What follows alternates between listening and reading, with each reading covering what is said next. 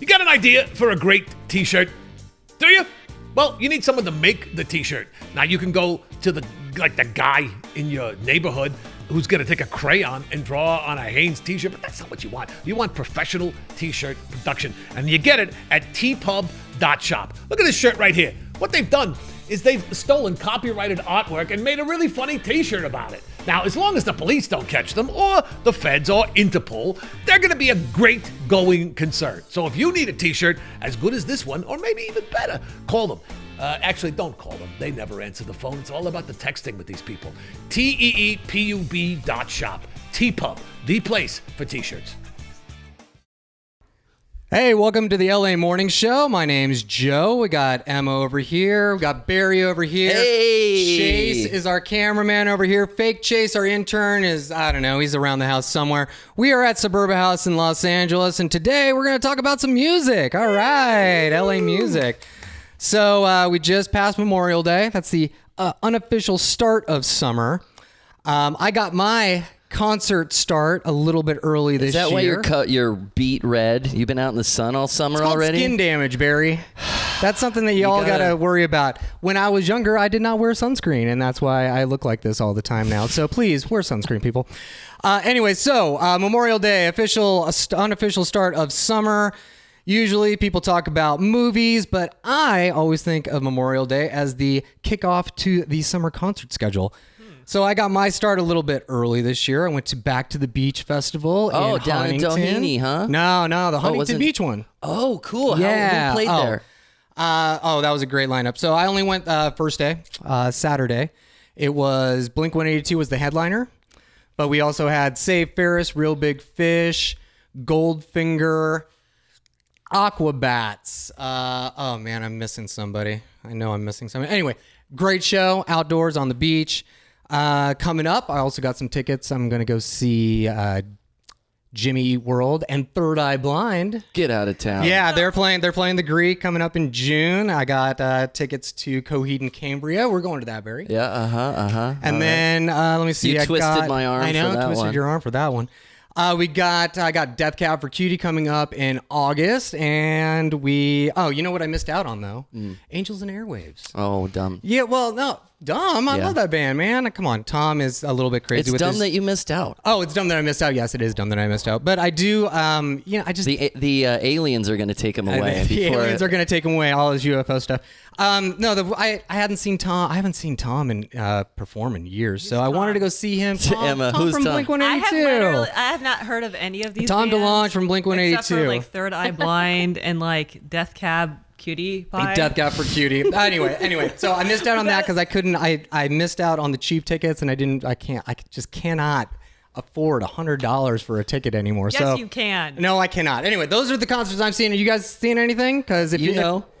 What? You got tickets yet? No. Well, besides the Coheed and Cambria show, I'm still listening to the good concerts coming out. Oh, okay. Well, hey, here's a great one for you. If you guys are looking for something to do, July 12th, July 13th at the Hi-Hat in Los Angeles. Get out of town. That's my birthday. Is that your birthday? Yeah. Well, hey, then we can go to the Dollyrots show together. Whoa. Yeah. Okay. So on the line right now, we got Kelly from the Dollyrots. Kelly, how you doing? I'm doing great. Great. Glad to hear it. I'm so glad that you guys are still together after how many years has it been now? 16 years? Oh my gosh, really? You're going to throw out a... Maybe you're gonna date it might actually from be the 18. beginning? Oh, I'm dating myself. Come on, man. This No, is like it way really before my is. time. We started the band in 1999. Oh, so, man. Yeah. And still We doing are it really hard together. with the punk rock. We are doing it. And we're not only doing the band, but we're a married couple with a 2 and a 5-year-old. So we're double crazy. So do you take them on the road? Are they your roadies? Putting them They to are. work? Yeah. Our 5-year-old, he has picked up guitar without any help from us. We're like, well, learn it then. Well, man, get that kid on stage. Well, I have a question. He does. Yeah, he insists on coming on stage now. He wants to play the whole set, but we let him do like one little song in the middle. That's awesome. So can I ask you a question? Do you Yes, think please. that is a lot of togetherness, working together, touring together, eating together, just doing everything together? Is that a lot of togetherness? Oh yeah, it definitely is. But we've done all of that together since we were 17 because we're crazy people. And so I think we're just perfectly matched codependent weirdos. So you don't get on each other's Codependent nerves? You know, They get on each not- other's nerves. Come on, I'm a married guy. I know how it Because is. like an hour of Barry is on my nerves. Yeah, and we're not even married. I know, we're just friends. You get me for an hour? Usually it's 25 minutes. People are like, next. I really do like him. It's kind of crazy. Uh-oh. Okay, so Yeah. I have a question for you now. So Yeah. you guys have been together since '99 and pretty much on tour constantly. Even with having the kids, you guys are still on the road hundreds of days a year. How do you make it work? Yeah. We have no backup plan at this point. Hey, like the rest, So- it's all like the rest of us. Yeah. I mean, after high school, we went to this awesome liberal arts honors college where Lewis got a neurobiology degree and I got a biology degree. And then we decided we were going to be musicians. So we're kind of screwed. Hey, no, it's, you know what? It just, it falls into the punk rock pattern. You guys are smart and you are making the conscious decision to take your smartness and turn it Yeah. into punk rock.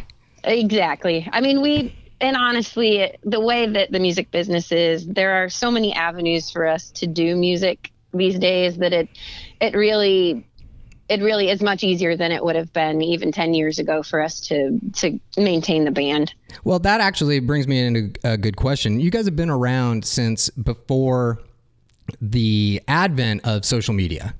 Maybe Yes. like right at the beginning there. Or right at the beginning. Yeah, Right it at the was beginning. Friendster. Yeah, a Friendster. Wow, that's really Dude, you took me back there. really bringing me back. Yeah. All right, so question for you. Now with the charged political climate that we've been in lately, and let's you know, go there. and a lot of the changes that we've seen in technology, how has even just creating music, publishing, and promoting yourselves, how has that all changed in the last, let's even just say 10 years with the explosion of social media and digital marketing?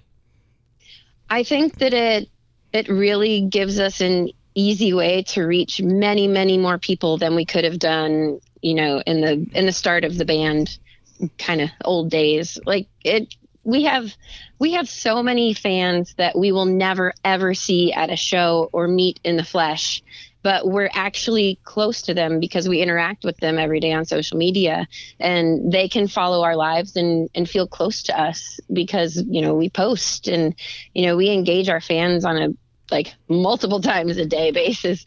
So, you know, I feel like it has actually created a closer environment for more people with our band. And I mean, not all bands are like that. And sure, it'd be really cool to just be mysterious and secretive and, you know, have some record label giving us tons of money and we could just go tour when we feel like it. But I also see how that, you know, that does create issues for artists because you're kind of in your own little bubble a lot of the time. And by living this way, we have to really kind of work at it. And we do have to put ourselves out there and experience, you know, what it's like to meet our fans. And, you know, at the end of every single show, we go to the merch table and we hang out and we sign everything until the venue kicks everybody out.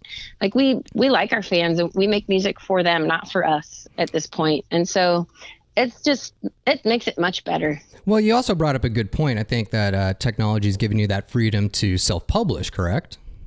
Oh, yeah. Yeah, our first couple records, our first record came out on Lookout Records, Oh, and then I our love next Lookout. two, yeah, us too. I mean, that was our dream label. And then our next two were on Joan Jett's Blackheart Records. And then that was right at the time where everyone was doing Kickstarter. Amanda Palmer had her $1 million Kickstarter. And we were like, you know, maybe we should try this because we've got enough fans, you know, maybe they'll buy the record before we even make it.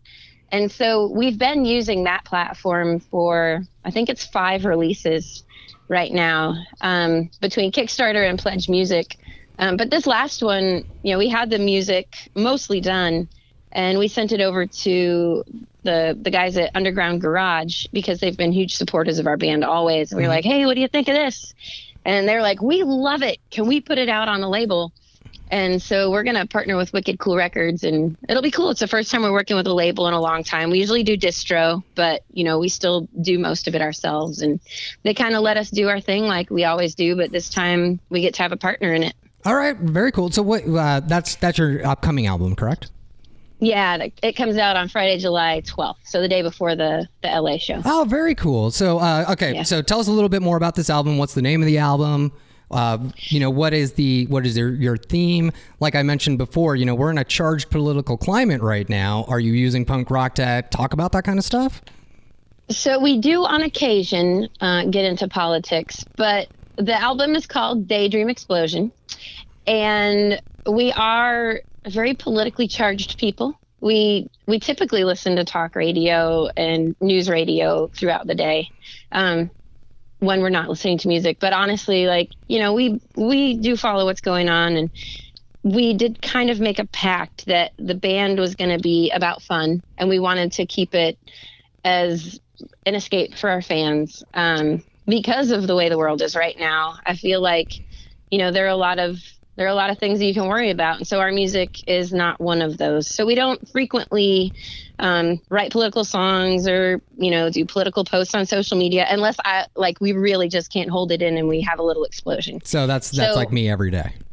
Yeah, we try and hold it in though, because that's not what the band is about. It may be what we are about individually at times, but the band is not about that. It's about giving somebody something happy to listen to. All right, and if they want to look into the lyrics, they're not all happy. Like, we write really funny, really dark lyrics. To be honest. I don't discount that, because I do think that it is important for people to have that kind of a release. Get into that circle pit and get all your frustrations out. Have a little bit of fun. Yeah. And so, our everything's written a little bit tongue in cheek with us. So. Yeah, I noticed, Kelly, when we called you up, you have a 213 area code number. Are you guys in LA based? Yeah, so the band, right after college, we got those shiny new degrees and decided we were going to just take 1 year off and move from Florida to Los Angeles. We were going to do some entry-level jobs. I worked at the California Science Center, and Lewis worked at a genetics lab. What did you do at the Science Center? I wonder. I took care of all the live animal exhibits. Oh, that's really cool. Cool. Yeah, it was great. How punk rock of you. Very punk rock. Yeah, well, the best part was my coworkers, and Lewis's also, we had very, very supportive workplaces and bosses and coworkers that just covered us. Like, if we played a show the night before, they knew we were coming in late, potentially hungover, but they would pick up the slack because everybody just wanted us to succeed. And so they all are part of the reason that we're a band right now. Those jobs, they were incredible support. But yeah, we have a little apartment in Koreatown. Yeah. We still have. Hey, cool. Kind of. Hey, Emma lives there. I live but south of, but yeah, very, very close. Very close. Yeah, we're at like 7th and Hoover. Oh, okay. Ooh, Yeah, good food around a little there. closer Like to that. downtown than me. You guys. Yeah, it's a little rougher around the edges maybe. But yeah, we love it. We moved there to just do something completely different and live somewhere we had never been before, and fell in love with it. We lived there for over a decade. And then it was time. It was either have kids or never have kids. And so we really wanted to have kids. So we got a house in Florida, had the kids, and then moved back here so they could grow up around family. So we're mostly in Florida now, but we do spend a lot of time in LA. So do you have any advice for up and coming punk rock future legendary bands like yourself who just moved to LA on a whim and they're like having a tough time? Do you have any advice? Freaking out? Yeah. Get your ass to shows.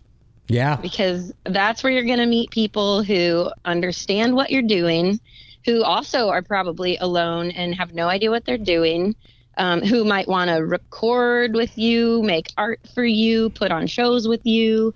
LA is full of creative people, and going to shows was how we made our friends that are still our friends to this day. And you just gotta get out there, even though it's hard, it's expensive, work your ass off all day and go to shows every night. Yeah, So but it's totally worth it. I mean, can we LA be is friends totally when worth we go on the 13th? You want to meet we'd friends? better be. Okay, then we're gonna bring the whole bus of people, all the LA it. Morning Show alum.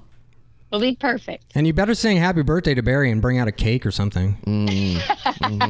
I mean, you bake, right? You could just bake a cake just like that. You know, you're just going to be on the road from Vegas the night before. It's no big deal. Yeah, as long as it's triple layer cake with like 3 different kinds, I'll be fine. No, nothing special. Nothing special at all. It's just something really easy. Okay, before we go, let's just get back to your album and your upcoming tour real quick. One more time. When is the album coming out? The album comes out Friday, July 12th. Okay, where can people... Cool Records. On Wicked Cool Records. Where can people get that album at? If you go to Dollyrots.com, you can find absolutely everything about our band on the front page, pretty much. We've got the pre-order for the album, which includes, CDs, vinyl, and digital, but also really cool stuff like I'll bake cookies for you or call you. Oh, see, I knew you were a baker. I knew it was there. We've got gorgeous vinyl. And all the tour dates are listed there as well. So I don't know if you've got. I got that outside of LA. So. I got that pulled up right now. You're gonna go do Midwest Punk Fest XL. And everything is listed there on the podcast page. So if you're listening, just hit the details thingy, and you get all the listings of where they're playing and links to how to buy tickets and the album and all the thing. Is that the technical term? They know what the thingy is. Whatever the thingy is. The thingy. Yeah, I understood. Are you on Instagram? I'll follow. Oh yeah. And give us your social real quick. Where can people find you? At the Dollyrots, Dollyrrots on all the socials. Very cool. All right, so make sure to go to Dollyrots.com. Make sure to get your tickets. In Los Angeles, the Dollyrots are playing the Hi-Hat on Saturday, July 13th. So make sure to get your tickets soon. Now I have plans on my birthday. Exactly. Thanks a lot. You won't be sitting in your home by yourself like every other birthday. Hey, listen, Buster. At least it's a punk rock birthday. It is a punk rock birthday. Yeah, and it's not just any show. It's your birthday and the record release party. Yeah. Hey, there you go. Okay, so we're going to make sure we're going to be out at the Hi-Hat July 13th. Kelly, thank you so much for coming on and talking to us today. Really Thanks excited about all of your success, and we hope you so much more. Thanks. It'll be great to meet you guys. See you on the road. All right, Kelly, you're so great. Thank you so much for this. That was awesome. Thank you. That was fun. And we'll see. You guys really better be there. Yeah, the Hi-Hat is. Can we bring cameras and film stuff? Yes. Okay, then we will. then we'll be there. Yeah. Use it for the show. Exactly. We'll do a podcast in between your songs. Yeah. Oh, yeah. That'll be great. 30 seconds each. 30-second hits each. Okay. Kelly, get out of here. Say hi to Lewis for us. We'll see you on July 13th. Thank you. Awesome. See ya. Okay, bye. Bye. Bye. All right. Well, you're listening to the LA Morning Show. We're going to be back in just a little bit talking about some television.